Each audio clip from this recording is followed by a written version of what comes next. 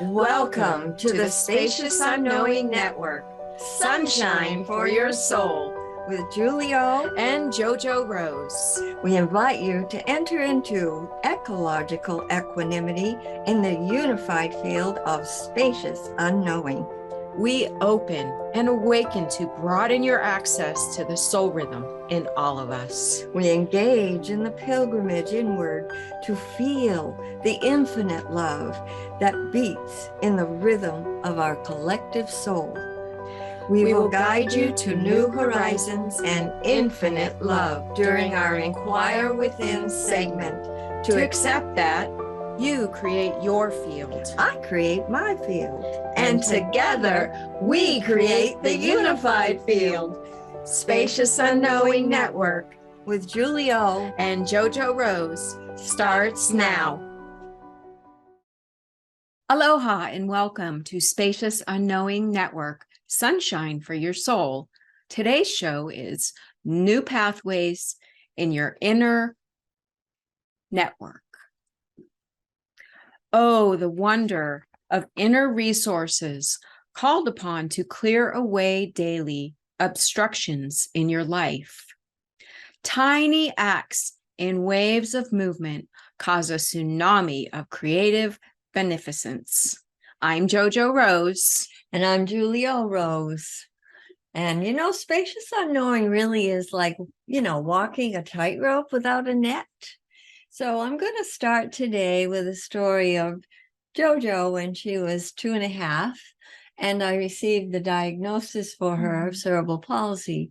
And I've mentioned it before in another setting, another talk, but this time there's so much more to be added for, well, you'll see.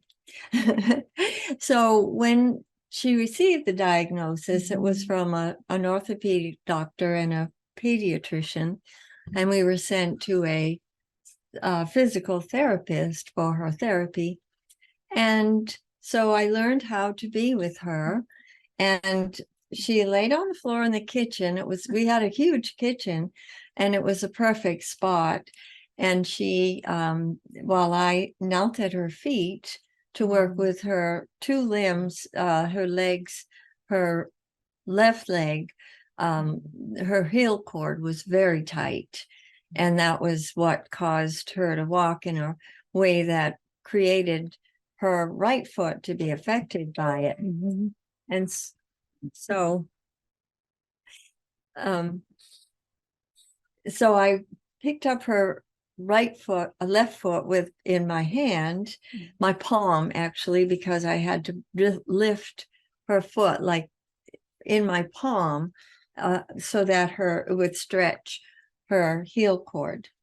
And her foot was dead.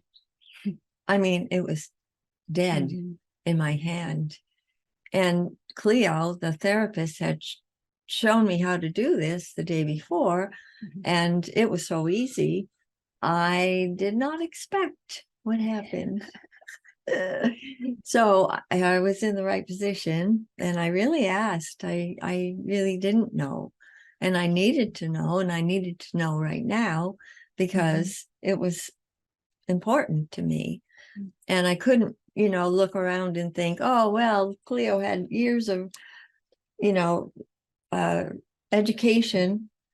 She knew what she was doing, obviously, and she showed me. But anyway, I couldn't go there. I had to be present for my little girl who was looking at me with eyes that were so trusting. And so I took her foot, and I just could feel, I just had to tap her forehead. Think, JoJo, think. And immediately the flow of life came through her down to her feet. And I was able to lift her left foot in my palm of my hand and feel her heel cord loosening. And when she Mhm. retreated back to her head, which she did do, Mhm. I called her back, same way, same method. And each time that she retreated, I called her back. So each morning I worked with her for an hour this way. The other part of it was I had a 2x4, 6 feet long, that she walked on for her balance, Mhm. and just one foot in front of the other so she could balance. And she did it before we started the hour. And so it was every day. And when she was 3, she was, I had known when we went for a walk with her brothers to the playground, she would drip to the ground. She didn't fall. She dripped, like all of her faculties gave way, and she was on the ground in a heap. And I would go and be with her until I could help her stand and walk. Well, when she was younger, when we lived in Boston, I had taken her to 2 different appointments at the Children's Hospital in Boston to find out if there was something I needed to know. Because um, there was a friend who felt there was something with her legs and feet. And so I checked it out, and they gave her a clean bill. They said, no, there was nothing. So it wasn't until she was 2.5 that she was actually showing signs of something that could be diagnosed. And so when she was 3, it was time for her to learn to pick herself up instead of me walking over to her and helping her up. And that was a challenge for her, but she did it. And I just stayed clear. But it took me 3 times of that day seeing her pick herself up that made me know that I wasn't to pick her up anymore. And then I became very consciously aware that that was helping her. That was helping her to connect with what we were doing with the therapy and using her own limbs and faculties to pick herself up. And sure enough, within, I think, a week or 2, she didn't drip to the ground anymore. So that was a brand new understanding that I gained from the happening of it. And never know the way it's going to show up, but it does show up when we're engaged and care. And that's the way it works. So from then on, she was, we did the therapy still every morning. And on the weekends, we'd walk around the house. Her dad, her brothers, her 2 brothers, Jay and Matt, and she and I would walk around the house on our heels like this, because that was drawing her heel cord down. And Batman and Robin were all the rage then with children. And one of the characters in Batman and Robin was the Riddler, and that's the way he walked, like a penguin. And so they loved it. They were just really, really into this. And so that was also integral to her therapy. But for her, it was just fun. I was just going to say it was fun. It didn't feel like therapy. It was fun.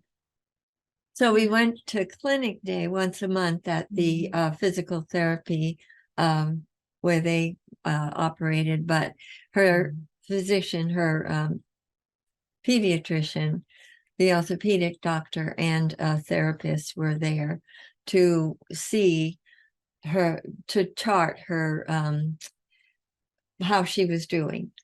And that was once a month. So we did that every month. And so we continued after her 3-year-old changes. And when she was 5, she got a clean bill of health from the orthopedic doctor, Dr. Maxwell, and from her pediatrician, Dr. Borland, and from Cleo, who was her physical therapist. And it was a celebration for all of us. Mhm. And Dr. Borland made me promise I would not put this on her school record. Mhm. And I truly didn't understand, love is love. So you never think about what people could do Mhm. with it. But he did. And he asked me to really not Make do sure, that. yeah. And so I didn't. But later I understood, how that could have harmed her. So that was her young life. And when she was 7, I received that she would be healed the rest of it as an adult. Mhm. And so I accepted that. And one of the ways that she showed her own way to be fit, focused, and fun was, you tell it about the monkey bars. And Yeah, when I was 6 or 7, I don't remember the age, but I love to play. And let me begin with from what Julie and I were in, my mother and I were in when I was little. It really helped me to understand focus. And from that, and then having to pick myself up at 3. And then as a family, my brothers were always active. I was playing with them. We went to the park a lot. We went to the beach, but it was all in fun. And anything that had to do with fitness really kind of sparked me. it did. And it made me feel like, well, I can do anything. There isn't anything I can't do. And so being at school, recess time, having the different playground equipment, there was one piece of playground equipment that I felt a little daunting to me. And I would observe from a distance, and it was the monkey bars, and I'd see children going across it and making it look really easy. And I kind of was working with myself, and I thought, you know what, I'm just going to go give it a try. So I climbed up the stairs, and I had to reach quite a bit to get that first rung. And I tried it, and I'd fall and I'd go right back up the stairs again. And I did this day in and day out for I don't know how long, because I was determined. I knew I'm going to get from here, from this side, all the way to the other side. And it was in my soul. I knew I had to. Yeah. I knew And it you was did. something that I had to do, and I did it. You did it. And it took a bit, but I did it. You did. It And that was- was then your President's Day. Oh my goodness. So when I speak of fitness, this is what I mean. President's Day back in the day, was a day where we would do like 100-yard dash. We would do pull-ups. We would do, there were like several different things that they would have us do to see how our fitness was, that's the best way to say it, our fitness. Well, I loved it. I had so much fun doing it. And every time it happened, I would come home and share. And, it just was so important. And then the other part was field day. They would have once a year. And that was more like just fun, different relay races or trying to jump over. I forget what they call it. It's not the high bar, but it was a bar that you had to run and try and jump over. And it was fun. And I enjoyed it so much. And I know that comes from, I feel I came in with it, but then it comes from how you were with me. And when I was laying on the floor and you were in the therapy with me, I felt completely enveloped, encompassed in love. And I felt that difference when you would point here and the flow coming into my form and then retreating into my head. So the interesting thing is that's kind of been the dichotomy of the way that I've lived my life, moments of allowing the flow to come in, listening into my soul rhythm, and other times retreating into my head, making my life difficult. So as an adult, you did go to one school to be with young children. Yes. So why don't you tell us about that? Well, my 3 sons were fairly young. The youngest one was in elementary school, and I was troubled because I saw children and their lack of ability to play, their diet. I mean, there were so many different things that really concerned me. And I thought, well, I want to be able to contribute in some way. What can I do? And I realized that because fitness had been important to me, I did yoga, I lifted weights, I did all kinds of things to keep myself fit. And my sons were the same way. We'd go rollerblading, bike ride, all kinds of things. And so I spoke to an after school care program person at the school and talked to him about being able to come in and do deep breathing with the students. And he said, yeah, that sounds like a great idea. So I did that. But then it expanded where I talked to several of the teachers. And I would go into the classroom and work with specifically 3rd, 4th, and 5th graders. And it was a soul rhythm. I was so moved. And there were times I was in the classroom with the children where I wasn't sure how to be with them. But what I beheld was so amazing. And I went in with the intention that I wanted these children to feel loved the way I had always felt loved. That was my major. And I started with deep breathing with them. Well, of course, the first time I went into a 5th grade class, I had them sit in a circle and I talked to them and said, do you know why I'm here? Has your teacher expressed to you why I'm here? And they said, no. And I talked to them and we proceeded to, I gave them instruction in the way to sit and how to be. And I heard all these giggles going on. And I said, okay, I know you all are 5th graders and you're the cool kids in the class, in the school. But if your eyes are closed, you don't know what the person next to you is doing. They are to be in the same thing you're in. So, and then I shared a personal story with them and it got really quiet. No. Well, I shared with them that about my birth and the first 2 months of my life, the way that I spent it in a isolette in the hospital. And that I said, I was just a big ball of pain.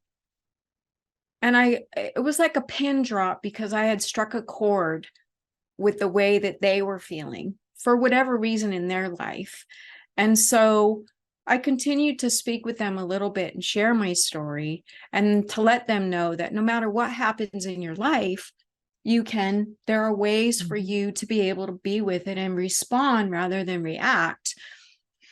And so they sat again in their chairs and they actually sat quietly, calmly, deep breathing with their eyes closed for 2 minutes.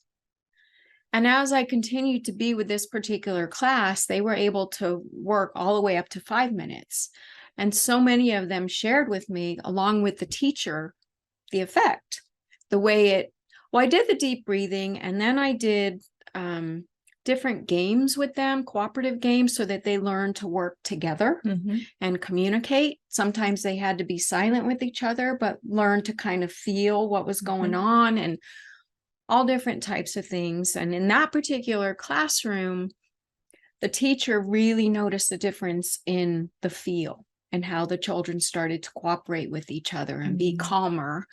And he even said that some of the children who were anxious or kind of giggly and uncomfortable, they said that it was the most relaxed they'd ever felt in their life whenever I came into the classroom.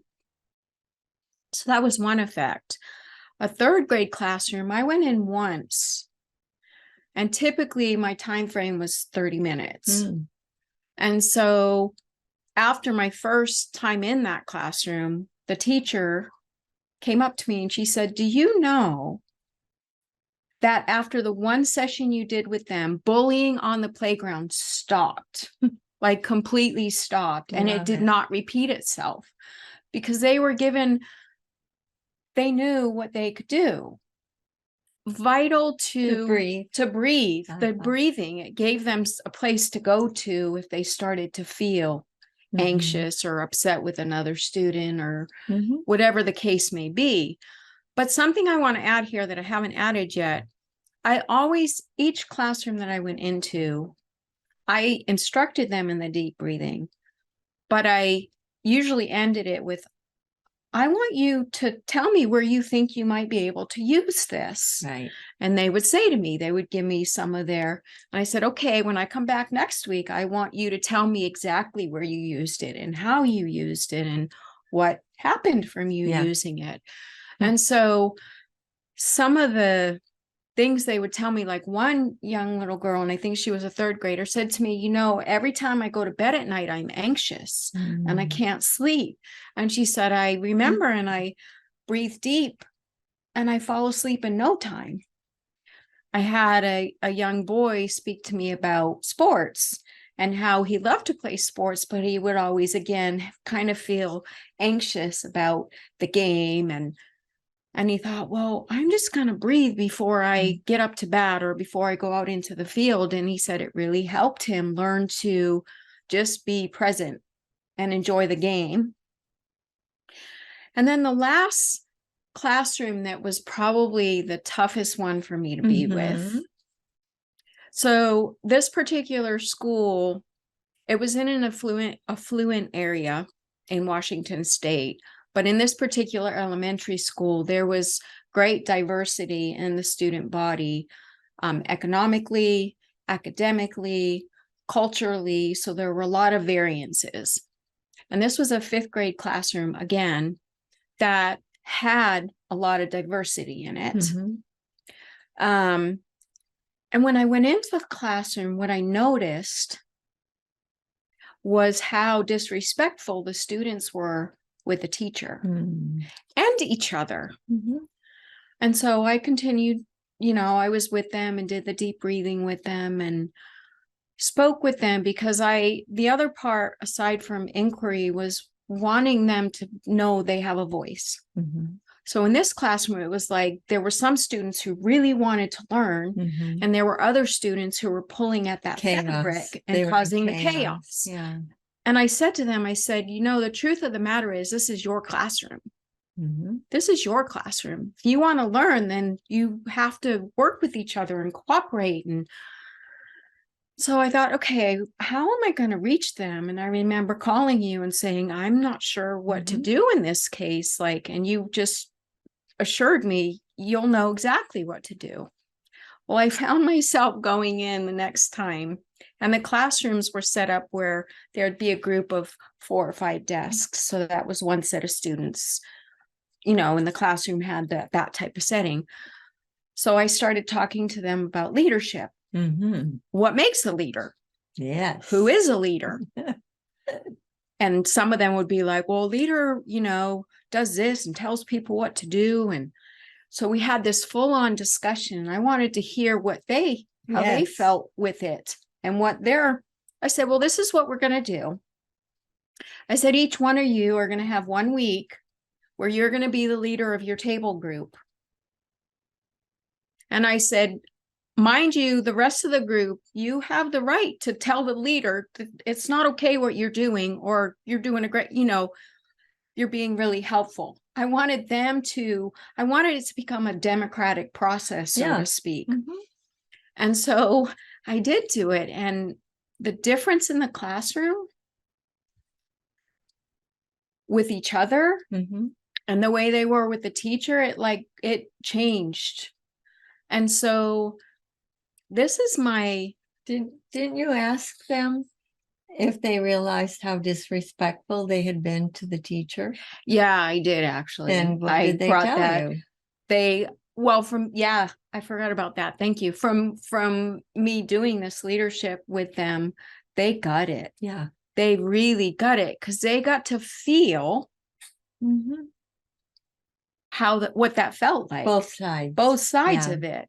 And it, you know, and that was my thing with the students. I wanted them to feel it for themselves. I wanted it to be self-knowledge for them. Yeah. Not just me coming in as another adult, telling them what they needed to do. No, I wanted them to feel it. Yes. And have it be a real practical application, personal to them Yes. and community, because in each classroom it did become community, far more so than. So I loved it. I mean, I loved being with the children this way and seeing what happened with them. Yes. It was very enlightening. So the overall, you wanted to do it in a larger way with other schools, but it didn't. No, and There was no receptivity at that time. At that time there wasn't, and I'll come back to this, but the way that I approached it was to provide it for after school care programs. I talked to people in the school. I talked to the principal. I went to the what are they? The district not board, the district office. I had things written out. I had proposals. I had all of that. And their reasoning was, well, we don't have the time and the money to implement this. And I thought, okay, well, what's another way I could approach this? So I went to some businesses in the area for sponsorship. Same thing. Well, the really sad part of this is that I then took that very personally, and I couldn't take it into the next level to have it become a bona fide community-based program. I have since learned that no matter what, there's always a way to make it work. But How did you learn that? through these 3 years and being here with you, and really having to not only face me, but to really be real with me, and to see the things in my life that I did that negatively impacted the people around me. The things that I did that were good impacts, but I had to really look at, it was never about someone else. I've had to learn that it's me. I'm the creator. I'm the one that decides in my life the path that I want to walk down, and what is that going to look like, and what am I going to create in my life. And so the interesting thing is the constant, steady, continual in my life has been fitness. And in that, for me, has been that focus. Yeah. Because of what you did with me when I was a child, I have to be completely focused, whatever I am in. And if I'm not focused, it doesn't work. But that was my heart too, in being with the children. Yeah, right. Is having them. I mean, I was surprised with how many children didn't know how to skip, hop, jump rope, shoot a basket, all the things that I grew up with that were just a natural part of living and playing. Yeah. And what I've learned from what I've been through, really, I'm going to say it this way, listener. So as a child, when we were in the therapy, that was that inner network being built inside of me, new pathways. And there were new pathways made in my brain. There were. Yeah. The ones that were damaged were bypassed so that new pathways were built. And I want to say, I didn't know anything about that other than that is what I received, that new pathways would be built, because the doctor, her pediatrician, let me know that she was not in any way retarded, that this was brain damage, and that the part that was damaged was why the work, why we would work with this. And so I knew that she needed new passageways in her brain for it to overcome, and throughout her body. I mean, it's all one. And so when I went to the library to find books that might help me, I found out I had this, and this was all I had, because there were no books on the subject matter at that time. Right. No Google. Yeah, no. And so I just had to rely upon letting what rose from within me, the knowing, and applying it. and that was the way we worked. And so when yes, the whole network was built in you Yes. for your young life. Then that was something you had to choose as an adult. Yes. Yeah. And do your own work. Yes. I mean, not by yourself. No, ever. I get that. And it's the midway point. We're going to go ahead and take a break. Stay with us because there is more on this. I want to bring this into current day, into now, because the network is ever available for us. So stay tuned. We'll be back shortly.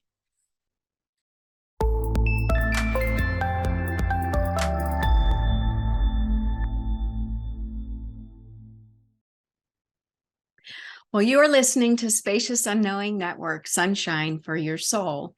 Before the break, Julie and I were sharing a story in regards to some therapy that she did with me when I was young, 2.5, for my diagnosis of cerebral palsy. Till you were 5? Till I was 5. And at 3, I had to learn to pick myself up. So, but from that, from the love that I was encompassed in, enveloped in, the way that we were connected and would connect in the therapy is something that I treasure because it gave me my soul rhythm. Now it took me, mind you, so she was speaking before the break of retreating into my head, and I was speaking on how I would have moments in my life of being in my soul rhythm and understanding, being able to listen in. And then there were long periods of, I would say, retreating in my head and allowing life to feel bigger than me, being overwhelmed, overstressed, life got the better of me, feeling, and always reactive and not listening to me, not knowing what I really needed, but making what everybody else said or did with me more important. So I got really lost. And so, but the steady in my life has been from what you did with me as a child in the love and pointing here. And the love is, the love is the most important thing, but this did something to me where it was something that I could be within my life to set that tone inside of myself when I used it, when I turned it on, and often it was around the context of fitness, being healthy. Today, in the last 3 years, I've learned with your love and guidance and me calling me to really come home, me knowing I needed to come home, because coming here was a soul call for me because I knew it's what I needed, even though I didn't know what that was. We never do. That's the joy of it. Yeah. And so you find out. Exactly. Yeah. And so it's been, the last 3 years have been what I would say. Julie shared at the beginning of the show that she knew at age 7 that I would, as an adult, be fully healed. And that's what these 3 years have been. That's ongoing. I knew when you were 7. When I was 7, okay. yeah. That's what sure. okay. Yeah. When I was 7, you knew that I would be healed as an adult. Yeah. And so that's really what these 3 years have been, because I've had to muscle up my own will. I've had to make decisions. I've had to notice and pay attention to when I go to the overwhelm, the overstress, unkind talk to myself, many of the things that we've spoken of in a lot of the shows. So that inner network, the Spacious Unknowing network, is built inside of me now. So when I have something in my life that is troubling or I'm having difficulty with, I can be in my network And the wonder of all of this is that I now truly understand what I'm here for and my purpose and my soul, because everyone has a soul purpose, everyone. And no one's soul purpose is the same. We all have a unique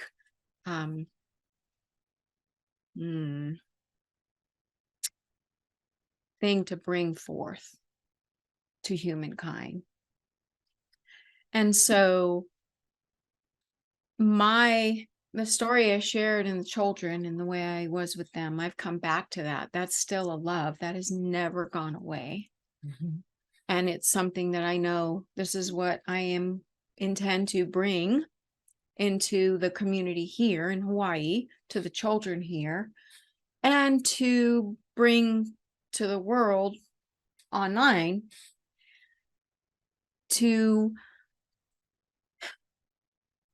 I feel as it's gotten, my view of it has gotten a lot larger. Yes, I want children to feel loved. I also want them to know how much they have right here inside of them, and that this is where they can go, whatever may be happening in their life. And it's to be with them, to, I don't know, if elicit that forth from them by being in inquiry with them, by caring, by allowing them to speak and listen and to realize that they can breathe. Yes. Because, I always say to an audience, do you breathe? And, they laugh because that's pretty funny, but it isn't, because a lot of people don't breathe. They don't breathe enough so that they understand their life better, the life inside of them better. And really, there are different ways to breathe for sure, but it's really learning just the simple way to breathe. And that way they begin to understand, oh, this helps me. This makes a difference in the way I live and walk and talk and be. And so tell me more, Yeah. Well, your children then, when you did that in school, they all benefited from you showing them the way to breathe. Yeah. And you did a little yoga with them, I remember. Yes, I did. And you did some games and things that were fun to them. Yes. But the breathing was their real gift from you, because they actually were able to use it elsewhere. Yes. And that is love heals. Yes, it does. And love is breath. It's whole breath. It's whole breath that they learn to use intentionally. Yes. And that's what you showed them that they could do. Yeah. And they came back to let you know that it worked. Yeah. And that's, to me, the most important part of any one of us working, is that with someone, being with other beings, is that they get it and they understand, and they have some happenings in their own life from which they have expressed it, right, and learned something new. Yeah. And so that's everything. Yeah. Yeah. Because the breath is right here. Yeah. So well, it becomes that's very, the point. right. The point is that if they go here, they have to learn how to breathe first. Yeah. And that's why meditation is so helpful. Yes. Because they usually breath is introduced with the meditation. And it really does make a difference in any one of our lives. Yeah. If we let it. Yes. Yeah. It's very true. Yeah. Learning to be still, having that stillness. Yeah. And the meditation alone is not enough. No, the faculties have to be developed and used as well. Yeah. And that's what some people miss, that just meditation, that's it. No, that's never it. I mean, it's integral to all the rest of it. Yes. And that was something, because I never used the word meditation with the children. It was more, we're going to sit and we're going to deep breathe. Right. And then I would want them to bring that breath into some kind of movement, so that they knew that whether they're sitting quietly or lying in bed or moving, that it is always with them and they have it to be in. So I like the way that you're expressing it, because it's true. breath is, without breath, we wouldn't be here. That's right. You know, it's. I do know. We know. Yes. So I am so, I use the word grateful a lot in this show, but I am grateful to understand and to be able to put together, connect the way you were with me as a child, Yeah. and the work that we were in together as a child. And that I had that at different times in my life. But then now it's like, well, it's the same, only now I consciously chose it.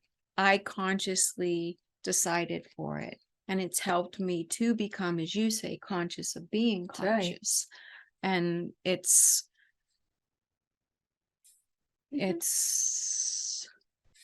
and the best thing of that is every day is new. Every day brings new possibilities and new ways of seeing myself and seeing life, new ways of being with the people in my life. Yes. So it's, yeah. Very real. Yes, it is. Thank you. Well, yes. Thank you. Thank you. Thank you for doing the work of learning the inner workings, learning about the network in you, because that's how you can use it. Yes. You can't use something you don't know anything about. That's true. You can't use something and you can't change something you don't know you're doing. No. And that's really huge. And so many people don't have any idea what is troubling them.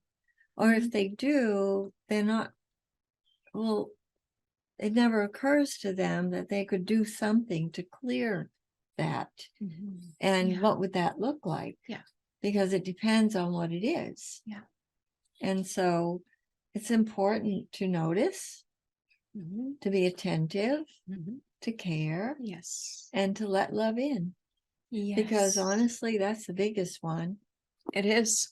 And people who push love aside don't realize what they're doing. And that is certainly what you did before you came here. And now you have that really clear now. Yes. And that's a wonderful life to have. Yes, it is. Yeah. Because, you always can come home to love. Yes. Love heals.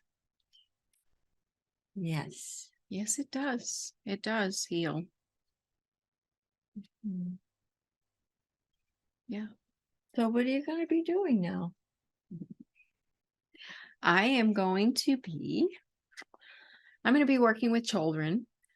My business is Fun, Fit, Focus, Leadership. Excuse me.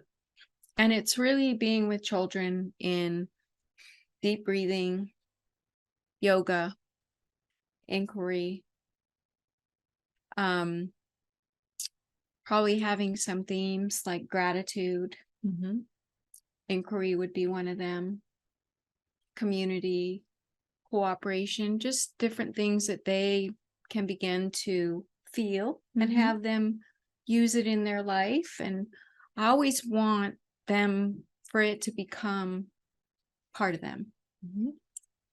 They're who they are and the way that they bring it forth into their life. That's very important. But the most important is love and them feeling loved and cared for and listened to, not just by me, but the other children in the group. And, it's their families. Yeah. Their families. Their exactly. Families. Yeah. So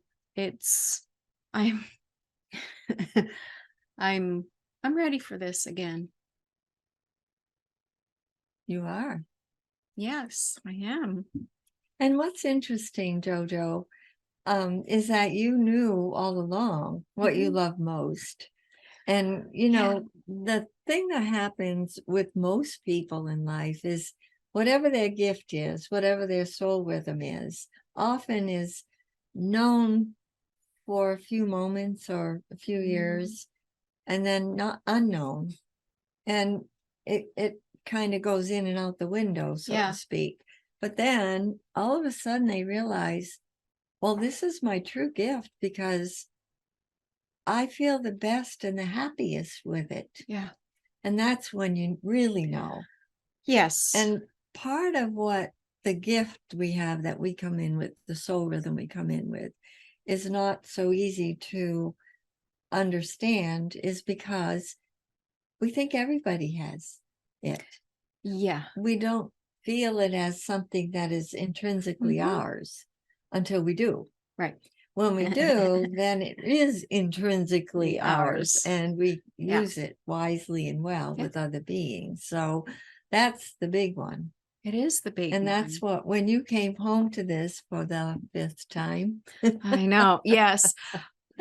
But in you saying that, what I'm realizing in this moment is that when I did it at the school, I didn't have what I now have.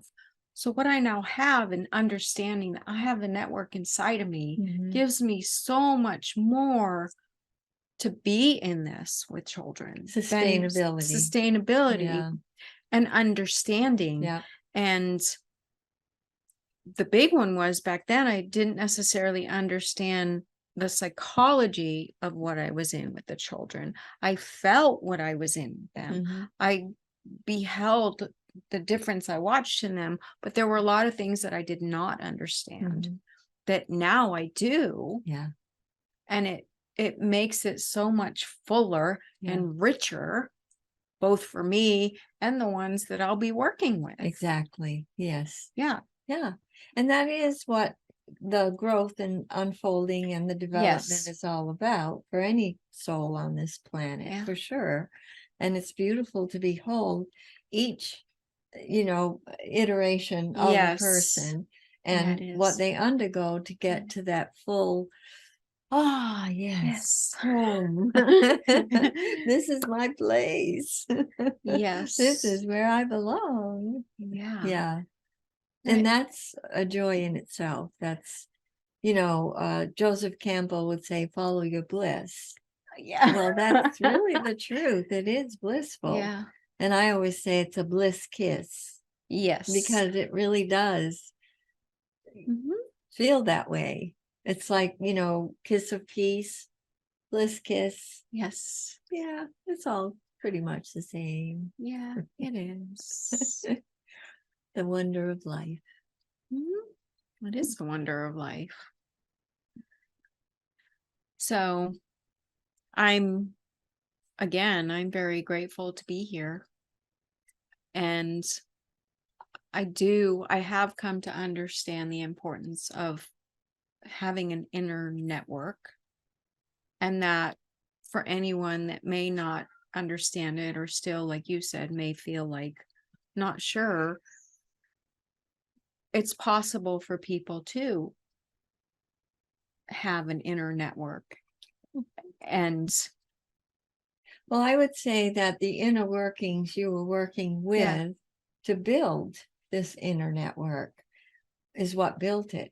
Yes. For you to understand it, because each unfolding of it, you were beginning to understand you better. Yeah. And it's all putting it all together so that there is a whole network of understanding you can draw on for anything in your life that you need it for. And that's the beauty, because it becomes a unified field of wholeness. And you can draw on the wholeness even before you have the wholeness. Yes. And that's the wonder of our lives, is that we don't have to wait for something. No. And usually when people sit around and wait, it's a WEIGHT on them. We have words that sound the same, but have very different meanings. Yeah. And that is one of them. But often people feel heavy and weighted down by their worries and fretting and upset and overwhelm, as you said.